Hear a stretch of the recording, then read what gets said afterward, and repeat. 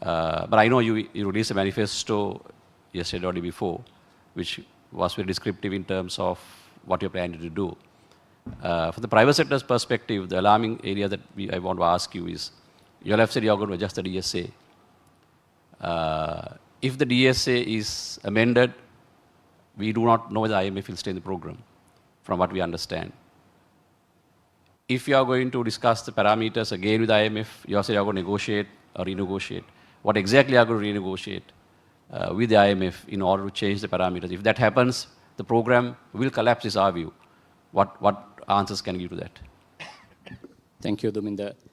First of all, Duminder, the letter of invite to the General Secretary of the party did not mention of a setup of this nature. It was a discussion, but I suppose that's the new format of discussions going forward. What I didn't disclose is standing, rest of it was there. Sure. Okay. So that's why I said new format of discussions. That's fine, we are okay. And just wanted to check the reason that I did not spend too much time on the content, because we have released the document for the information of public and for the consumption of international community. As any of the other parties release their policies, we are just 20 days before the election, ladies and gentlemen. Do we have the party's manifesto available? No. So once again, we are on a hypothetical journey. We are to believe stories of people. That's the difference. So in content, yes. I'm coming there. Okay. I'm coming there. So the reason that I took not take much time is on that. And the question relating to IMF program and on the DSA.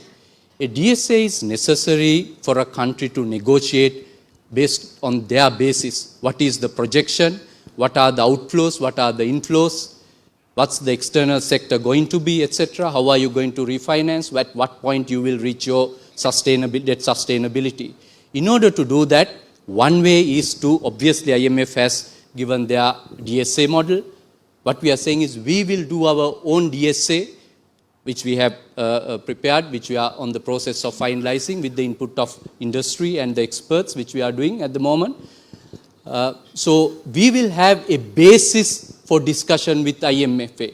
Principle number one is we have clearly mentioned we will not derail from the IMF program. Country is not in a position to do that. It will be within the IMF program. Very clear remaining the IMF program. Yes. But we have already mentioned to IMF as well, based on the DSA that we prepare, we will present our case to you. Millions of children are starving. We need to provide relief to them. So they have indicated, give us our ways of reaching out to the revenue targets, give us our ways of managing our expenses, then yes, we should be able to engage in the conversation. To form that basis, we need our DSA. So DSA contains a lot of those information. That's going to be our basis for the discussion with IMF. That is what is meant. So you mean they refuse to accept your suggestions? What are you going to do? So IMF, based on the discussions that we have had so far, several discussions that we have had with IMF, they said it is on the credibility of the program that we will bring in. And they wanted details of where we are going to generate revenue. We indicated to them the way the revenue is leaking at the moment, the way how Treasury is prevented from receiving the revenue that the government deserves. For example, the sugar scandal, the way how politicians interfered in the middle of the night, issued gazettes and did favors to their political, the people who supported for them to come into power, stole billions of rupees. So there were money that never cited the Treasury. So we highlighted the revenue leakages in the current model.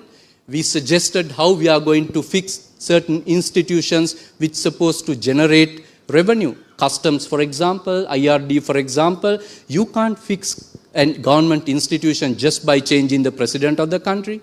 You can't change the government institution just by putting an army general as the head of the institution. We tried. It failed. You need a change in culture. Okay, thank you, Harshana.